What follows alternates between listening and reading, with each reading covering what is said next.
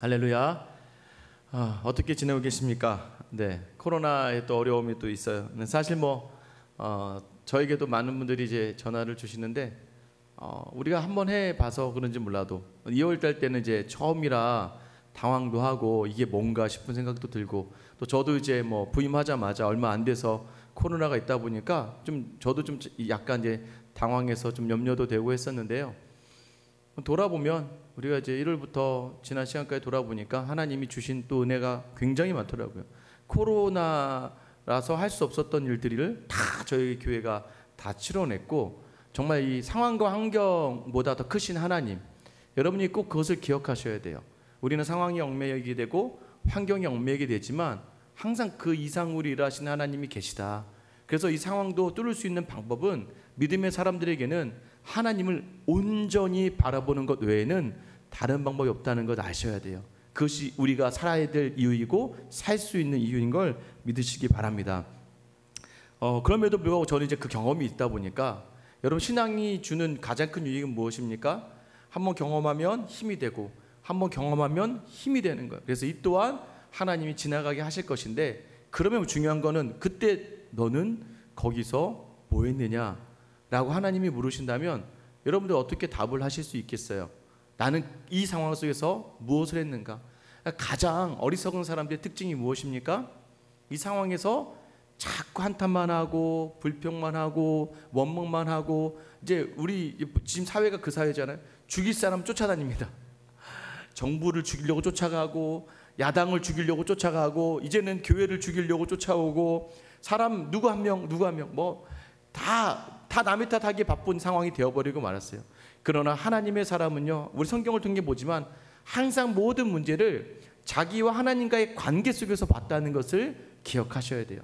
저는 여러분에게 지금의 상황 또한 우리가 어떻게 해결할 수 있느냐, 하나님과의 관계에서만 풀 수 있다는 것 여러분이 꼭 기억하시면서, 이 하나님과의 관계 속에서 여러분의 모든 문제, 또 우리나라에 있는 이 모든 문제가 풀릴 수 있기를 예수님의 이름으로 축원합니다.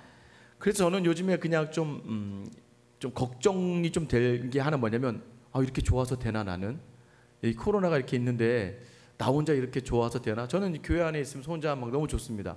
말씀 준비도 혼자 하고 설교도 하고, 그러면서 이 안에서 주시는 특별한 은혜도 있고, 또 하나님께서 이 어려움 가운데 기쁨을 누릴 수 있는 경험을 주셨기 때문에, 여러분 어떻습니까? 여러분의 기쁨이 있는 한 주를 보내셨습니까? 하나님과 함께하면 되는 거 아니겠습니까? 하나님 옆에 계시는데 뭐가 두렵고 뭐가 어렵겠어요? 오늘 본문 딱 시작하면서 한 여인이 굉장히 기뻐합니다. 왜요? 주변에 많은 사람들부터 지금 축복을 받고 있어요. 무엇 때문입니까? 아들이 태어났습니다. 이 아들이 태어났는데, 아들을 누가 낳았어요? 이 자기 아들을 누가 낳았다고 얘기합니까? 며느리가 낳았어요. 며느리가 내 아들을 낳았다. 참 이게 지금 회개망측한 일이 되어버리고 말았는데, 중요한 건 무엇입니까? 이 표현을 어떻게 해요? 이 아들이 생명의 회복자, 노년의 봉양자라고 이야기해요. 고대 근동의 아들은 굉장히 중요하다고 말씀드렸어요. 왜냐하면 그 부모의 남은 여생을 책임져 줄 수 있고 방패막이가 되어주고 보호막이가 되어주기 때문입니다. 그래서 그 아들을 하나 낳은 건 굉장히, 우리나라도 그렇잖아요. 우리나라도 이전에 아들이 있어야 되죠, 이렇게 얘기했던 건 뭐예요? 지금은 이제 많은 젊은이들이 딸이 있어야 된다고 이야기하죠. 근데 한 수십 년 전만 해도 다 아들이 있어야 된다라고 이야기했었죠. 왜요? 그래야 부모를 봉양하고 책임져 주니까. 이 당시는 더 심했습니다. 아들이 없으면 안 되는 시기에 지금 드디어 이 여인, 나옴이란 여인에게 아들이 생긴 거예요. 누군가에게 기대고 나를 책임져 주고 나를 방패막이가 되어줄 수 있는 사람이 있다는 것은 정말 굉장한 큰 복 아니겠습니까? 여러분에게 있어서 여러분의 그 봉양자와 또 여러분을 진심으로 회복시켜주는 회복자는 누구일까요? 저는 당연히 저희 아내일 수밖에 없죠. 신학을 시작하면 모든 남자 전도사님들이 어쩔 수 없이 아내의 의지에서 살아갈 수밖에 없죠. 대부분 저희 남자 전도사님들, 남자 목사님 표현으로는 아내 등쳐먹고 산다 이렇게 표현을 많이 하는데, 요즘에도 여전히 젊은 사역자들은 어쩔 수 없이 아내 되는 사모님들이 이제 전도사님 때까지는 이제 일을 하거나 해서 많이들 이렇게 도움을 많이 받더라고요. 저도 이제 사역을 하고 신학하면서 제 아내의 도움을 많이 받죠. 지금도 여전히 마찬가지죠. 항상 제 마지막 보루는 아내일 수밖에 없죠. 여러분의 든든한 봉양자는 누구입니까? 이것이 있다는 건 큰 복이 되는 것이죠. 오늘 나오미가 이 고백까지 있기까지 어떤 일들이 있었어요? 룻기 여러분 대충 이야기 아시잖아요. 룻이라고 하는 모압 여인이 이 나오미라고 하는 시어머니를 모시고 이 마지막 끝에서 이 나오미의 아들을 낳아주면서 이 아들의 족보가 어디로 나아간다? 다윗의 족보로까지 넘어가는 엄청난 여인이 되고 말죠. 마태복음 1장에 보면 유일하게 여인이 등장하는데 이방 여인 중에 등장하는 한 여인이 바로 이 룻이 등장하죠. 다말, 라합, 그다음에 룻. 이 우리 밧세바라고 하는 우리아도 나오죠. 근데 이 특별한 이 족보에 들어가게 되는 예수님의 족보에 들어가게 되는 이 룻이라고 하는 여인이 오늘 등장하는 것이죠. 이 이야기의 시작은 어떻게 되나요? 지금처럼 이렇게 기쁘게 시작하지는 않아요. 우리 룻기 1장 1절 보세요. 사사들이 치레하던 때에 그 땅이 흉년이 드니라. 여러분 사사기 시대예요. 그 땅 흉년이 들었습니다. 유다 베들레헴, 유다 족속에 있는 지파의 베들레헴 지역이죠. 한 사람이 그의 아내와 두 아들을 데리고 모압 지방에 가서 거류하였는데 흉년 때문에 지금 자기 아내와 아들들을 데리고 어디로 갔다는 거예요? 모압으로 갔다는 거예요. 흉년이 여러분 이거 우리 창세기 공부하면서 많이 이제 아시죠? 흉년 딱 와서 도망가면 끝나는 겁니다. 항상 이 시험이 있어요. 가나안에 온 아브라함에게 흉년이 있어서 이 애굽으로 도망가고 창세기 26장에서도 이삭도 마찬가지예요. 이삭도 흉년이 있으니까 다시 애굽으로 가려고 했는데 하나님께서 야 거기 잠깐 있어 해서 그랄 땅에 머물게 됩니다. 그리고 야곱은 흉년이 있을 때 애굽으로 가려는 걸 하나님이 막으세요. 그러다 마지막 요셉은 하나님이 애굽으로 보내버리시는 거예요. 하나님이 중요한 거예요. 흉년이 있어서 가냐 안 가냐가 중요한 게 아니라 하나님께 물어보고 하나님 뜻대로 했느냐 안 했느냐가 중요한 것이죠. 오늘 이제 본문에 등장하는 사람들의 이제 소개가 들어옵니다. 2절 말씀입니다. 그 사람의 이름은 엘리멜렉입니다. 이름을 기억하셔야 돼요. 그 아내의 이름은 나오미예요. 두 아들은 말론과 기럐입니다. 구약을 읽어나갈 때 항상 제가 말씀드리는 것은 이름과 지명은 조금 중요합니다. 특별히 이제 엘리멜렉의 이름의 뜻은 무엇이냐면 엘리 나의 하나님이죠. 엘리 라마 사박다니 나의 하나님 나의 하나님. 엘리 나의 하나님 나의 하나님은 멜렉이다. 멜렉은 왕이라는 뜻이에요. 나의 하나님은 왕이다라는 뜻의 이름을 가진 이 사람이 지금 흉년이 들자 도망가는 거예요. 나오미란 이름의 뜻은 기쁨입니다. 기쁨. 그러니 원래 이름대로 살면 복받는 인생이에요. 나의 하나님이 왕입니다라고 고백하는 사람에게 기쁨이 있는 거예요. 여러분에게 이 은혜가 있기를 축원합니다. 오직 나의 하나님이 왕이세요. 나 인생의 주인의 왕이 하나님이 되어줘야만 우리가 매 순간순간마다 기쁨을 누릴 수가 있는 거예요.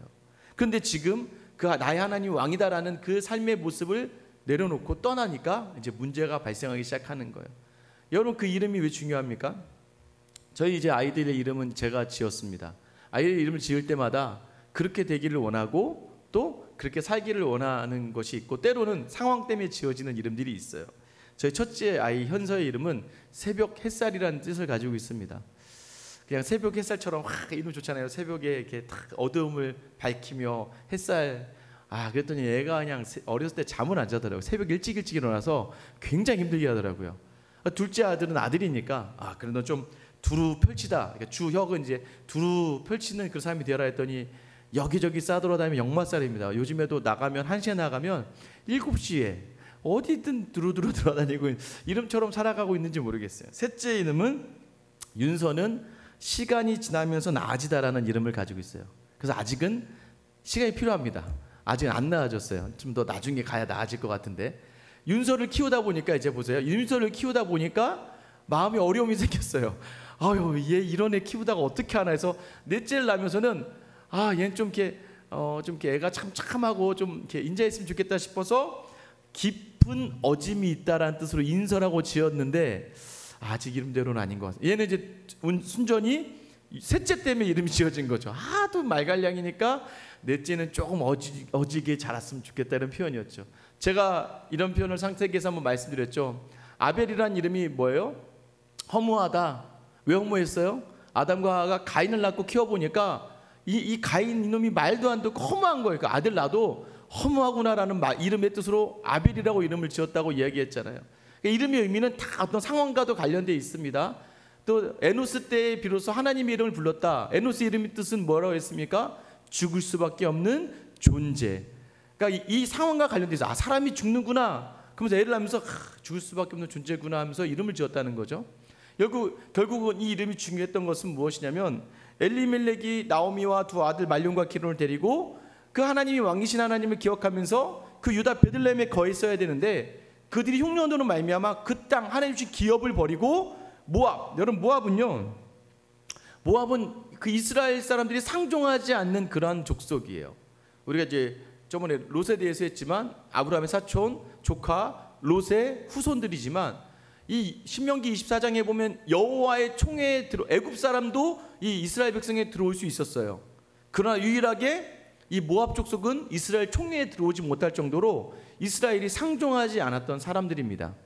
그런데 지금 어디로 도망가고 있는 거예요? 모압 땅으로 가고 있다는 건 무엇을 이야기하는 거예요? 내가 세상처럼 살지, 내가 하나님을 왕으로 모시는 삶으로 살지 않고 세상에 속하겠다고 작정하는 삶을 이야기하는 거예요.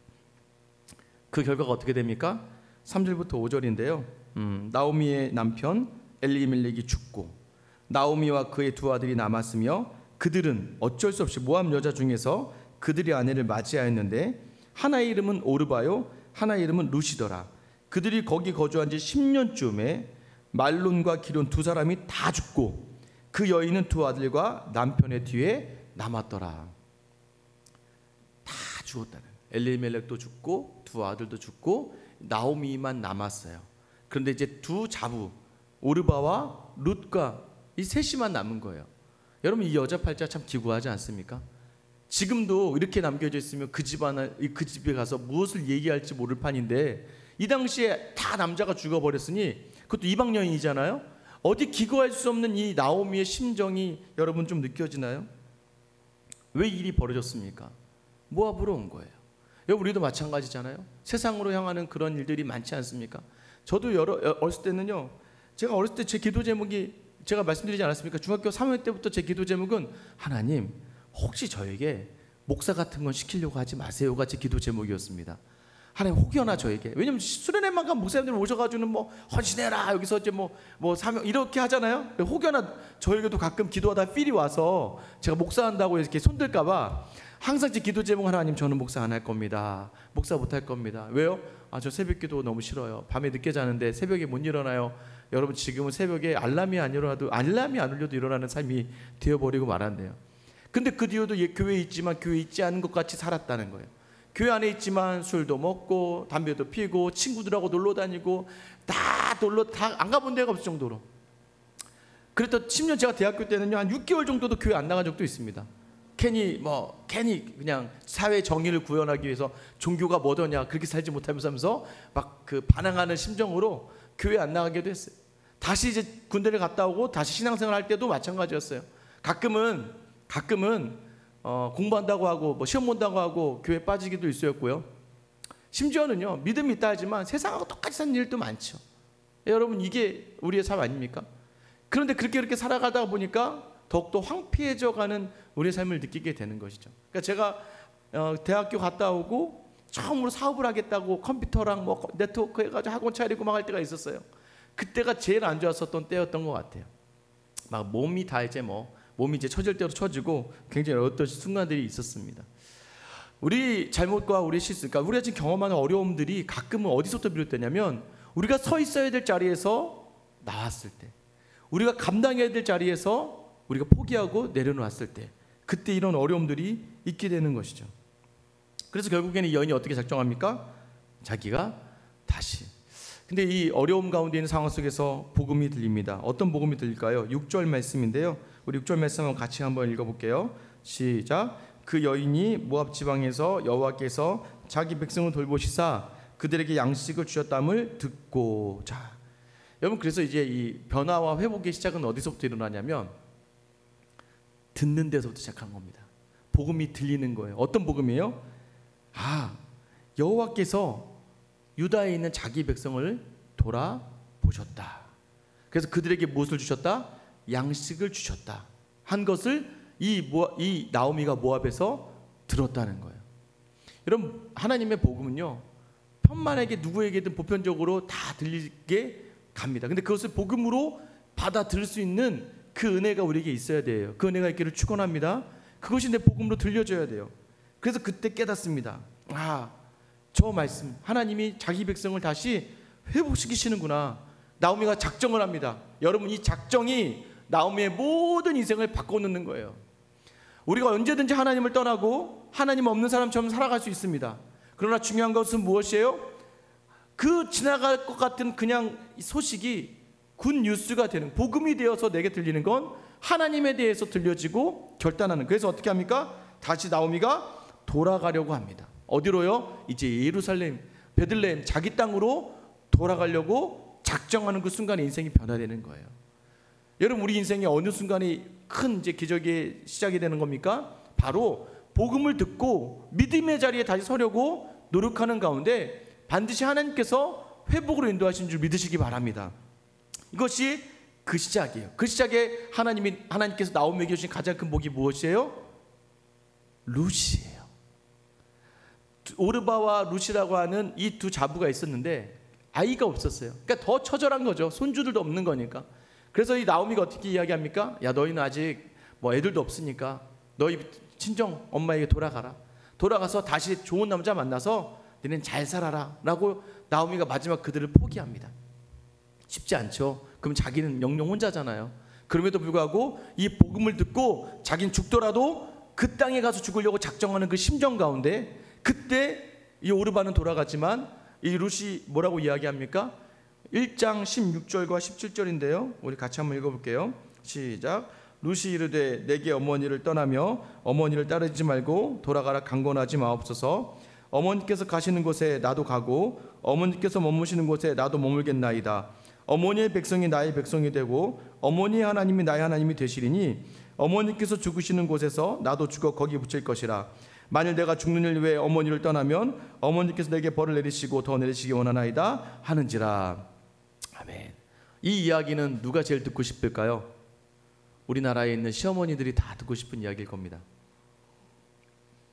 그죠? 어머니가 가는 곳에 내가 가고 어머니 하나님이 내 하나님이 되고 어머니만 따르겠습니다. 여러분에게 이런 복이 있었으면 정말 좋겠습니다. 여러분의 며느리들이 다 이런 마음으로. 그럼 여러분도 그렇게 결단하셔야 돼요.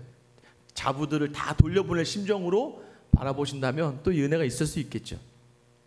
그 룻이 선택한 것은 또 무엇일까요? 룻은요, 한 명 남은 이방 여인이었지만 홀로 남은 어머니에 대해서 자기의, 우리가 이 룻기의 핵심 단어가 헤세드예요. 은혜예요. 자기의 은혜를 바랍니다. 이 어머니를 내가 버릴 수 없지. 그래서 그 어머니를 붙들어요. 그러면서 무엇까지 더 붙들게 됩니까? 그 어머니의 하나님까지 붙들게 되는 그 놀라운 자리가 이 룻의 결단 속에서 있게 되는 거예요. 여기서부터 시작하는 거예요, 여러분. 여기서부터 시작하는 겁니다. 우리가 주기도문 하지 않습니까? 주기도문 매일 할 때 여러분 어떻게 기도하세요? 우리에게 죄 지은 자를 사하여 준 것 같이 우리의 죄를 사하여 주옵시고잖아요. 우리는 이 순서 잘못됐는데, 하나님이 우리의 죄를 사해 주셨으니까 우리가 다른 사람의 죄를 사하겠습니다 라고 기도하지 않고요, 우리는 어떻게 기도하냐면 우리에게 죄 지은 자들을 우리가 사해 주겠사오니 하나님 우리의 죄도 사해 주세요 라는 거. 이런 논리로 여기 말씀을 드리면, 우리가 먼저 은혜를 베풀지 않으면, 우리가 먼저 자비를 행하지 않으면 하나님의 자비와 하나님의 은혜가 우리 안에 있을 수 없다는 것 또한 얘기하는 거예요. 성도로서 중요한 자세는 무엇입니까? 항상 다른 사람에게 은혜를 끼칠 수 있어야 되고, 다른 사람들을 헌신할 수 있어야 되고, 다른 사람에게 섬길 수 있어야 되는 결단이 필요한 곳에서부터 은혜가, 더 큰 하나님의 은혜가 시작되는 거예요. 사실 이제 제가 일전에 한번 말씀드렸지만, 이제 제 이전에 교회 한 성도님께서, 제가 이제 교회에 부임할 즈음에, 여러분 이때 원래 사업하면 안 되는 거 아시죠? 코로나 때 제일 힘들 때입니다. 사업하기 너무 힘들잖아요. 오히려 지금 뭐 경매로 나온 회사들이 얼마나 많다고 합니까? 심지어는 대형 교회들도 지금 150개 교회 정도가 경매에 나왔다 그래요. 너무나 힘드니까. 이때는 사업할 때가 아닙니다. 사업하시는 분들은 아시겠죠? 근데 이제 집사님이 원래 꿈이 뭐냐면, 선교사님들 묵을 수 있는 이제 선교원 같은 걸 잘 지어서 선교사님들 이렇게 자기가 인생에 이렇게 담아 이렇게 그분들 좀 섬기게 하고 싶은 마음이 있었던 거예요. 근데 이제 그렇게 해서 집을 얻으려고 하니까 너무 비싸잖아요. 집만 얻으려고 하다 보니까. 그래서 고민하다가 고시원을 이제 한 거예요. 고시원을 하면서 여기에서 어떻게 좀 선교사님들 섬길 수 있는 방법을 찾아야겠다라고 했던 거죠. 근데 고시원을 인수받고 나서가 2월 좀 지나서 3월 될 즈음인데 제일 힘들 때잖아요. 그러니까 또 주인이 바뀌었으니까 고시원에 있는 분들도 막 나가기 시작하는 거예요. 한두 분씩만 나가기 시작하는 거예요. 그러니까 저한테 매일 전화 와서 목사님 이거 완전 제가 잘못한 것 같아요. 이렇게 어려울 줄 몰랐어요. 너무 힘들어요. 어떻게 할지 모르겠어요 라고 하는 거예요. 그래서 제가 그때마다 함께 기도해 주면서 문득 이제 어느 날 이렇게 제가 다시 한번 말씀드렸어요. 집사님 이거 왜 하시는 거죠? 예, 저 선교사님 섬기려고요. 그러면 지금도 방이 비었으니까 맞아요. 저는 이것도 누굴 섬겼으면 좋겠어요 라고 이야기해요. 처음에는 선교사님들에게만 거기를 내주려고 했다가 제가 그렇게 말씀드렸습니다. 그러면 지방에서 올라온 목사님들 자녀들도 계시고 또 좀 어려운 학업 중에 있는 전도사님들도 계시니까 그분들에게 그 방을 좀 내어주면 어떨까요? 라고 했더니 괜찮다고 그러시더라고요. 그래서 정말로 전도사님 두 분과 또 어려운 환경에 있는 또 청년 한 명에게 그 고시원을 이렇게 내줬어요. 방 3개를 이렇게 내준 거죠. 제가 얼마 전 말씀 기억드렸죠.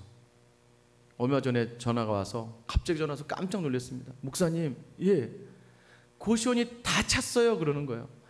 와, 이게 말이 안 되는데 이게 다 찼어요 라고 얘기해요. 그래서 제가 그때 다시 한 번 말씀드렸어요. 집사님, 저는 확신합니다.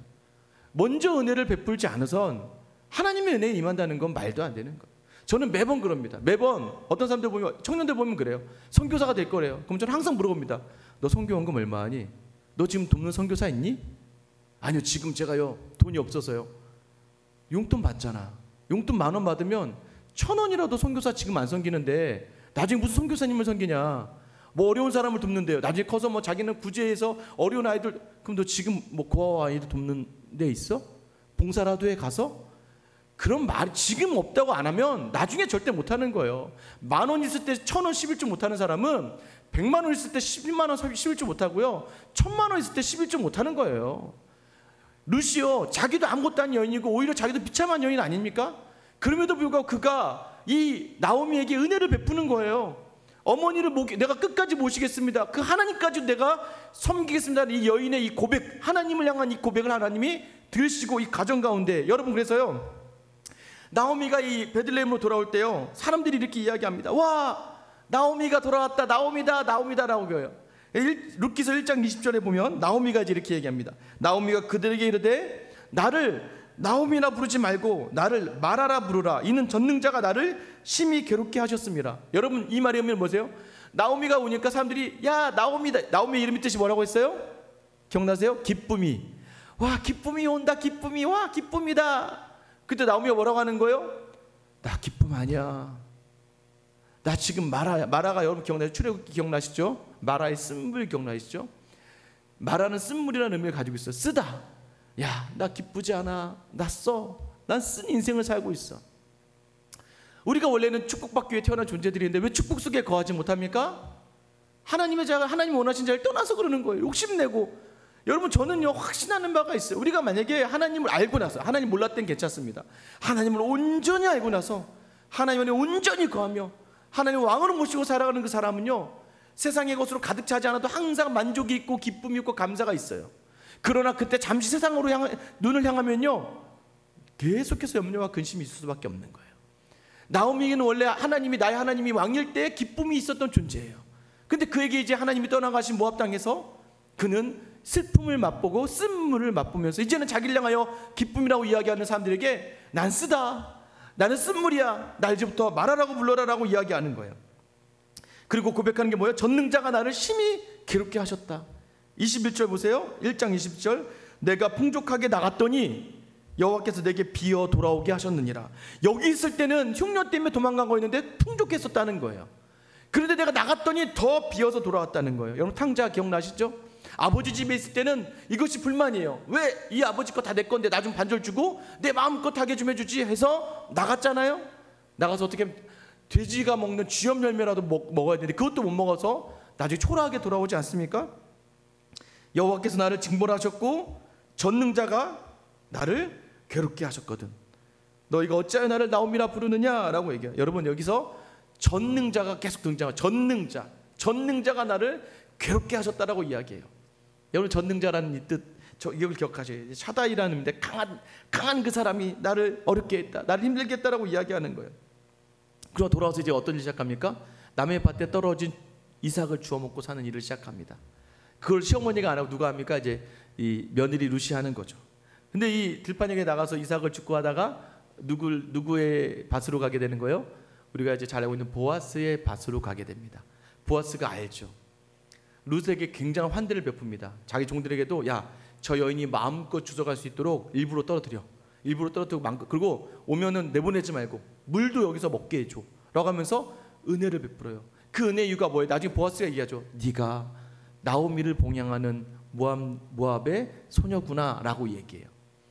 그러니까 어디서부터 여러분 시작하는 거예요? 이제는 믿음이 있는 사람이라고 한다면, 하나님의 백성 안에 들어와 있는 사람이라고 한다면, 여러분 뭐 없어서요 이게 아니라니까요. 내 지금의 상황에서부터 하나님께 은혜를 보여줄 수 있는, 하나님의 은혜를 드러낼 수 있는 그 작은 그 손길에서부터 하나님의 은혜가 임하게 되는 거예요.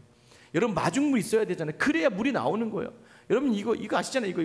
이거 가면서 펌프에서 물 퍼올리려면 뭐 해야 돼요? 거기다가 마중물 물 한 바가지를 넣어야, 여기 계시는 분들은 다 그거 경험하신 분들 아닌가요?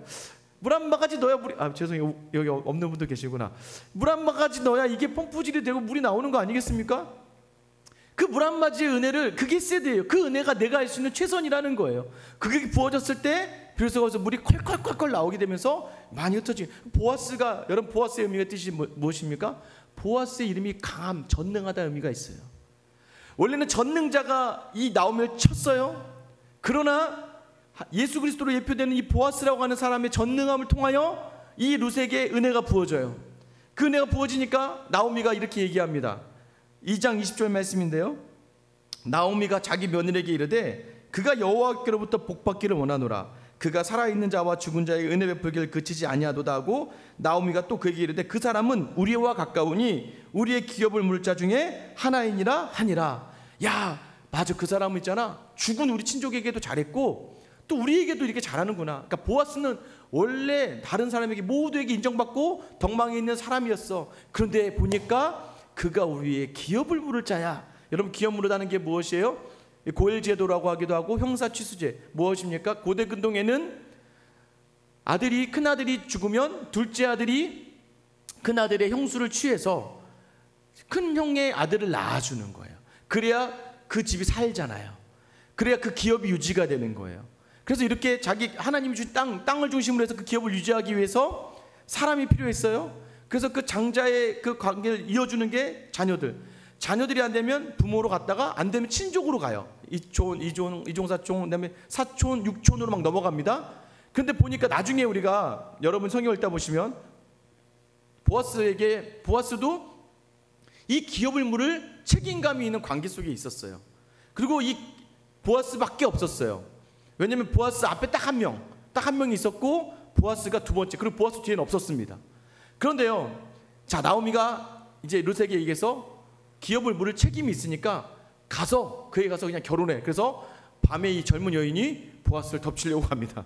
참 이게 저희가 생각하기에 머리로는 이해하기 어려운 그런 굉장한 스토리인데, 그 이제 밤에 이 여인이 나오미 이제 시어머니 말씀 듣고 몰래 밤에 들어가서 이 나이 든 남자에게 딱 이게 들어간 순간이에요. 여러분 이게 또 쉽지는 않은 상황인데, 그런데 이 보아스가 그때 말리죠. 야, 내가 기업 물을 건 맞다. 그런데 중요한 것은 뭐냐면 내 앞에 기업 물을 순서의 사람이 한 명 더 있는데 이게 순리대로 가야지 내가 그 사람을 무시하고 바로 내가 기업을 물을 수는 없구나. 그러니까 오늘은 네가 조심히 돌아가라 하면서 많은 양의 음식을 챙겨서 돌려보내고요. 그 다음날 내가 알아서 할게, 너는 기다려.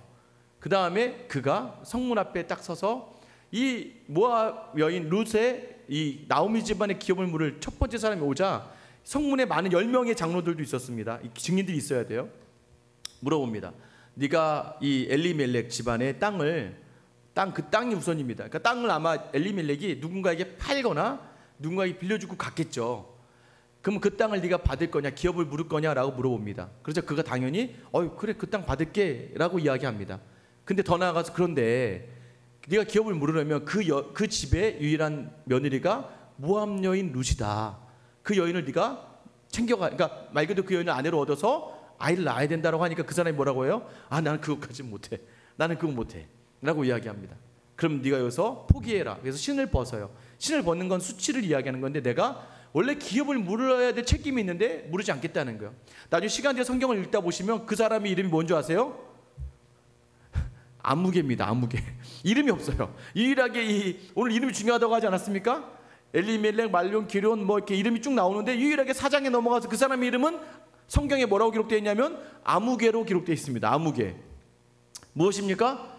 자기 책임을 다하지 않는 그 사람은 아무짝에 쓸모가, 성경은 그 사람을 사람으로 인정하지 않는 거예요. 아무런 하나님의 족보와 하나님의 말씀에 필요 없는 사람이라는 거예요.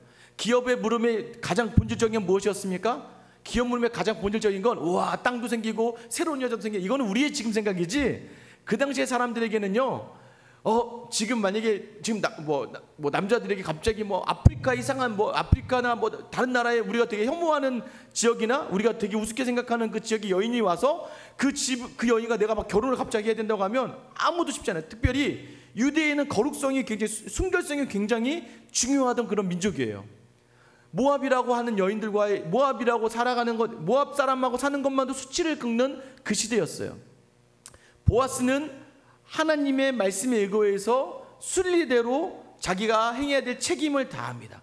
사실 젊은 여자 얻으니까 좋겠다? 여러분, 그 당시에 젊은 여자는 30에서 50세겔 정도면 충분히 살 수 있었다고 하더라고요. 그런데 이 기업을 물으려면요 200세겔 이상의 돈이 들어가게 되고, 또 기업을 물러도 이게 내 아들입니까? 내 아들이 아니라 그 집 아들이 되는 거예요. 그러니까 지금 결국은 뭐예요? 이 표현이 뭐하지만 죽 써서 그러는 거예요. 힘은 내가 다 쓰고 다 넘겨주는 거죠. 이건 헌신이에요. 희생이 필요한 자리였어요.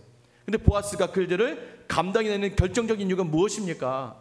그래서 결국 보아스를 통해서 롯이 아이를 갖게 되고 아이를 낳아요. 그때서야 나오미가 뭐라고 얘기하는 거예요? 나오면 사람들이 이 아이의 이름 뭐로 지어줍니까? 오늘 본문에 뭐라고 지어요? 오벳이라고 지어주지 않습니까? 17절 말씀이죠. 그의 이웃의 여인들이 그에게 이름을 지어주되 나오미에게 아들이 태어났다. 그 이름을 오벳이라 하였다. 오벳의 이름의 뜻이 무엇입니까? 종이에요. 종. 아베드 섬기다인데 오벳 그러면 종이라는 이름의 뜻을 가지고 있어요. 그러니까 사람들이 뭐냐면 드디어 네가 이 은혜를 경험하며 다시 하나님을 왕으로 섬기는 종이구나 라는 걸 고백했다는 거예요. 나오미가 나는 하나님의 종일 수밖에 없습니다. 나오미의 이 빚진 은혜를 바라며 역시 우리는 하나님을 떠나 살 수 없는 종일 수밖에 없습니다 라는 그 믿음의 고백을 하게 되는 거예요. 하나님은 나를 치셨는데, 하나님은 나에게 왜 치셨느냐? 다시 하나님으로 인정하며 하나님의 자리에 있게 하시려고 나를 하나님의 종으로 부르시기 위하여 이 자리에 부르셨다는 거예요. 그래서 사도 바울이 계속해서 서리신서에 가면 뭐라고 해요? 예수 그리스도의 종 바울은, 예수 그리스도의 종 바울은, 거기서 많이 사용되는 게 후페르테스라는 단어인데 그것이 무엇이에요? 밑에서 노젓는 자, 수고하는 자거든요. 이 수고한 자의 의미는 뭐냐면 나중에 전쟁에 승리하면 자유가 느껴지는, 자유를 누릴 수 있는 거예요. 근데 이미 우리는 승리했잖아요. 그러니까 예수 그리스도의 종은 무엇이에요? 예수 그리스도가 이미 승리하셨기 때문에 그 승리의 자유함이 우리에게 있는 사람이에요. 종으로 살아가는 것 같지만 종이 아닌 거예요. 매인 것 같으나 매인 게 아닌 거예요. 여러분, 제가 얼마나 놀기 좋아하고, 아까 제가 말씀드렸잖아요. 어렸을 때 얼마나 잘 놀러 다녔는지. 정말 잘 놀았거든요. 근데 저는 요즘에는요 교회에 있는 게 너무 좋아요. 매여 있잖아요. 매여 있어요. 아무 데도 갈 수가 없습니다. 사실은 뭐 쉬는 것도 뭐 마음이 편하진 않아요. 그런데 매여 있음에도 불구하고 너무나 좋은 이 자리는 하나님께서만 주신 특별한 은혜가 있기 때문입니다.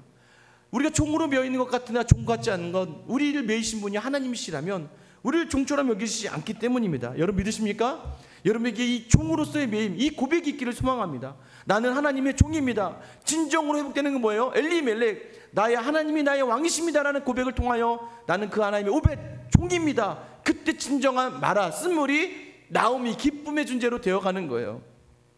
여러분, 그런데 너무나 놀라운 건 뭔지 아세요? 룻의 이름의 뜻이 뭔지 아세요? 룻의 이름의 뜻은요 친구라는 뜻입니다.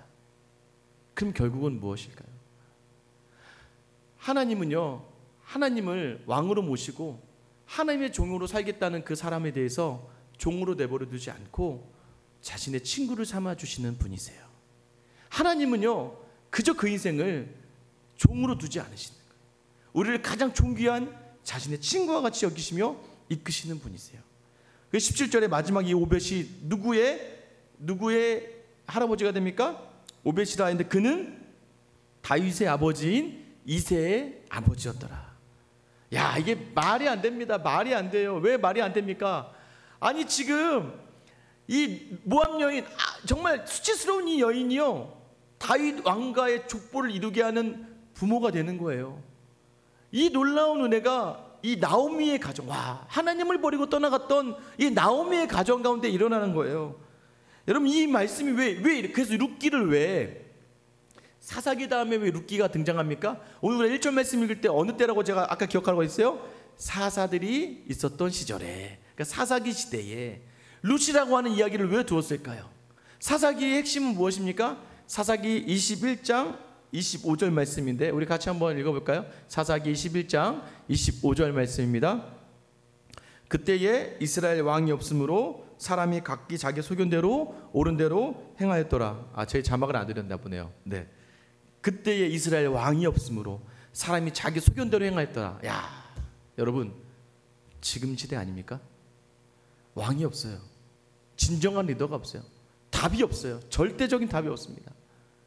한때는 여기 우와 이렇게 갔다가 이게 아니네, 한때 일로 가서 일로 확 쏠렸다가, 우리가 줏대가 없다 그러죠. 우리 인생도 마찬가지. 답이 없는 인생 살고 있는 거예요.